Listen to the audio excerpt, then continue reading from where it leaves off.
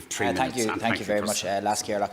Minister, yesterday in the Dáil, you yourself, and I quote, said that the climate crisis is the greatest crisis facing our generation.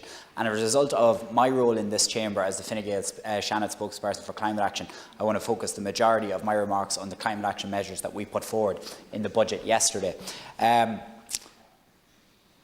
The budget had so many measures in it that it was transformative in terms of a green aspect. And it's going to really help us as a society really make the move towards a green economy and a low-carbon society, more importantly. And we did that through a whole range of measures. But when I look at the amount of effort that governments around the world are putting towards the COVID crisis, I really need to think we need to take the energy that we're putting behind the COVID crisis and move that towards climate action. Because that is the greatest enemy that the safety of this planet is really facing. When we look at the carbon tax that we've increased, and you said it yesterday, Minister, yourself, not one single cent or euro is going to go to government expenditure. It's going to go right back to Irish citizens to help the most vulnerable in our communities reduce their carbon emissions, reduce their footprint, insulate their homes. And we saw that with the retrofit programme, which as far as I'm concerned is one of the most ambitious projects actually in this budget. We're going to be able to retrofit homes right across Ireland, reduce people's energy bills, and that will have an overall benefit again towards our climate.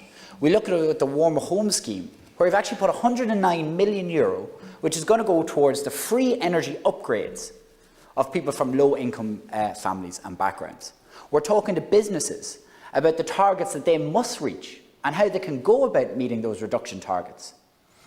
Equally, the grants, Minister, that have come along for electric vehicles are very substantial. We have seen grants for home charging points, we have seen grants for public charging points, and more importantly, we've seen even more investment than ever before going behind our national infrastructure network. And the way we really make the transition to electric vehicles simple is making it simple for individuals to make that change over to electric vehicles. And we're doing that by putting substantial money behind that. Minister, to conclude, because I don't want to take any more time away from colleagues, this was a very transformative budget in terms of green issues, in terms of transforming our economy and our society towards a greener economy.